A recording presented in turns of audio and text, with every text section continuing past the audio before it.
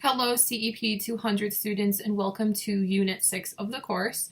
We are almost finished. This semester has been incredibly difficult for a lot of us given the nature of the pandemic and all of the changes and transitions that we've had to accommodate as a result. But I will say that majority of the class has done an exceptional job at making sure that their assignments are completed on time. If you have needed an extension, I have had a lot of people messaging me about extensions. So thank you for making all of this a priority of yours in this difficult time. I'm going to talk about all of that a little bit more in just a few minutes. I'm going to try and keep this short and sweet, but I do want to go through what I saw in Unit 4. I will start grading Unit 5 as of today, and then what you should be looking for looking to complete in Unit 6. So let me start off with Unit 4. I know that in the unit video I kind of went off on a rant just about how passionate I am about the material, and I just want to say thank you all for not only taking this information in and really internalizing it and responding in a way that I could tell that people were really starting to kind of jump on the train along with me about this research, where the questions were, how do we spread awareness? How do we make more people aware of this? And how do we make sure that, children are getting the proper screening when they are attending their appointments, at a young age and everything. And so it was really awesome to see everyone really take that information with stride and comment on each other's posts and really reflect in their post and in their unit assignments. And so I just really want to say thank you, because this is very sensitive material, and to see you all supporting one another has been truly amazing. And I also do want to make sure that I thank those who had shared their own personal story with adverse childhood experiences within the discussion board posts. So that's really powerful and it's really inspiring. And I'm so glad that you felt that you had a safe enough platform to be able to share that with not only myself, but your fellow classmates. So this is a reason why I really do enjoy Unit 4, not only because I am passionate about the material, but I really get to see you guys open up with one another and support each other. And it's really awesome, especially when this is an online course and you guys have never met each other in person. So thank you very much. And for those who might have felt a little triggered by the material, thank you for reaching out to me and sharing that information with me, because, whether or not you can identify with this type of material, there is always something to be learned. And sometimes for people who can really relate to this type of stuff, they can really utilize and capitalize it as an opportunity to really be more in tune with themselves and, maybe take it and continue spreading the awareness and taking the information and, being passionate about it and educating others. So this was a really, really awesome unit to witness you all complete and interact with. And again, just thank you for offering me the opportunity to share this information with you. So for Unit 5, you should have completed the Unit 5 assignment and Quiz 3. Just so you know, I am going to be going through and grading Quiz 3 manually. There are some questions that you can receive partial credit for, and what it looks like is that UB Learns is not going and awarding you that credit if you had only answered one part of the question correct. So you should still be receiving half credit, and sometimes UB Learns is not giving you that credit. So I'm going to go through and make sure that you're getting all of the points that you should be awarded for that.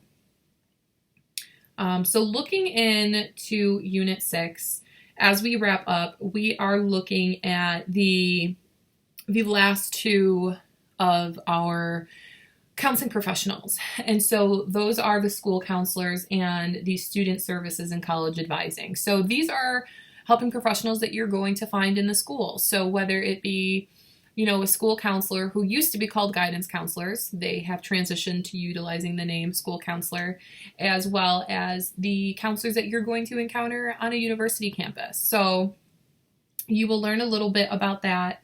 And so what you are responsible for in this unit. So you are going to read Halkowski, the last two chapters, so chapters 12 and 13.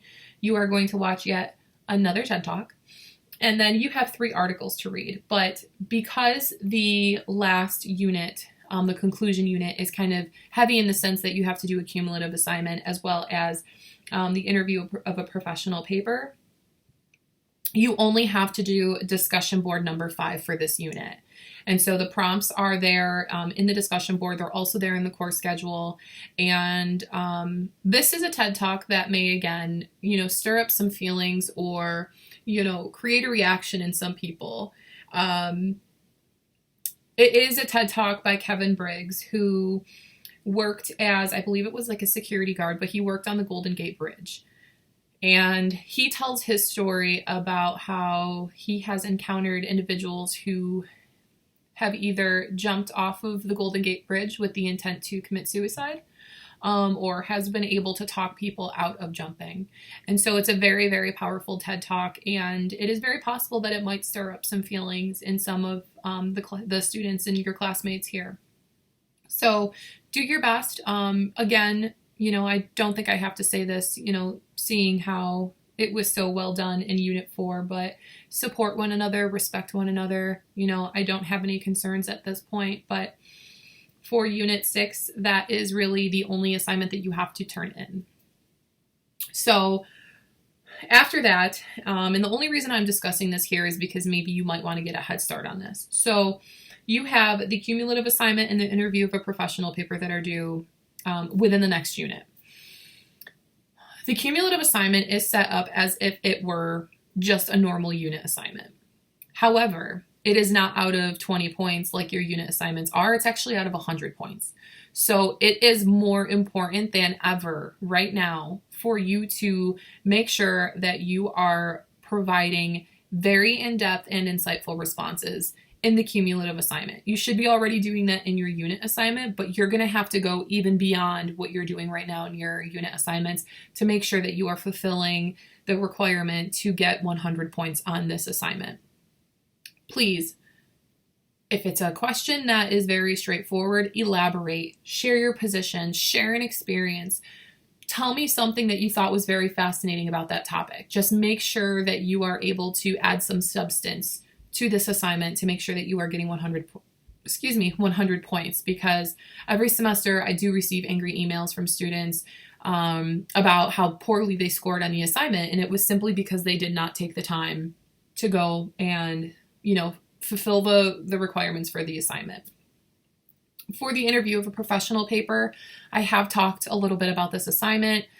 This was an interview of a professional. However, due to the COVID pandemic, we have transitioned more into a research-based paper about, looking up a professional that you really identified with or would have interest in, pursuing in the future as a career, that kind of thing. Anything that, even if you're not going into the helping profession, one of the professionals that we talked about in this course that you found interesting, something like that.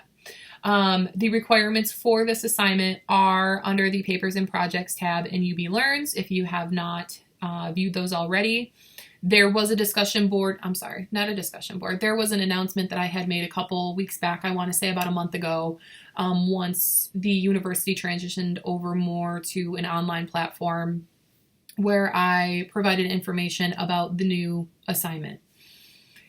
If you have already completed your interview before all of this, or if you were able to schedule like a video conferencing interview, that is totally okay. Just send me an email if you haven't already, because I will send you the outline/rubric of what the expectations were for the original interview assignment. Again, if you weren't able to get someone to interview, that's totally okay. That's no longer the expectation. Just go and look at the research-based paper and make sure that you are following everything in there. The final paper, I believe the expectation is for it to be 4 to 5 pages in length. That is including part 1 and part 2. That is excluding the title page or the cover page and the resource list. So please just keep that in mind and make sure that you're meeting the minimum length requirement. So I think that is it as far as the class material. The other thing that I do want to kind of get into is late assignments. So Back in my Unit 4, Unit 5 video, I mentioned that I was being a bit more lenient on due dates.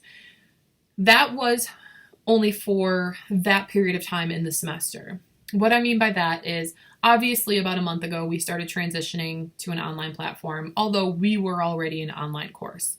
I was trying to take into consideration that maybe you were taking an in-person, in-class course and you were, starting to transition to all online.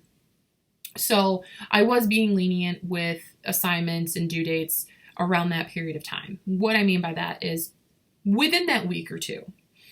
If you are on top of your coursework, I would expect to have, most of your assignments to me on time, and if you were in need of an extension, to send me an email.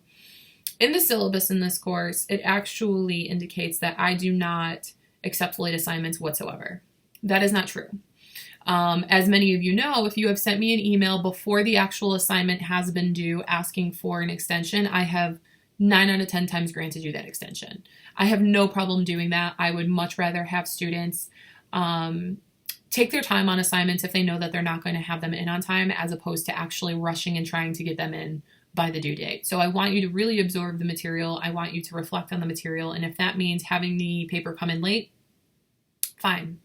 But I have, over the last day or so, received a large increase in individuals asking me to grade assignments that were from the beginning of the semester to the resource list assignment to, up until now, without having spoken to me about an extension before now.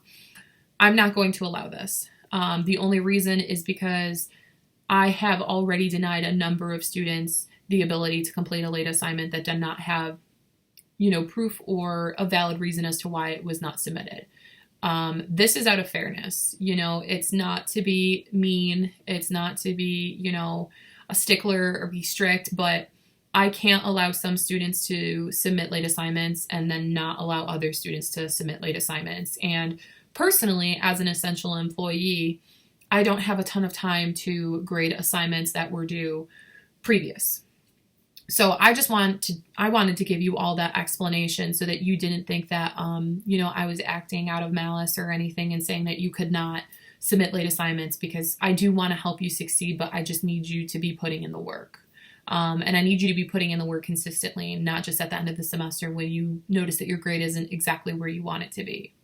So I'll stop going off about that, but I just wanted to make that clear because, I think it's very easy as a student to get an email back from their professor saying that, I'm not accepting this late assignment for it to not feel very good about it and to maybe have a little bit of resentment there. But please just know that that is my reasoning as to why I have not accepted late assignments that have not fallen into any of that criteria. So if you have any questions or concerns about that, please feel free to email me about it. I'm sorry, I said I was going to keep this short and we're going on almost 14 minutes. So I'm going to let you go.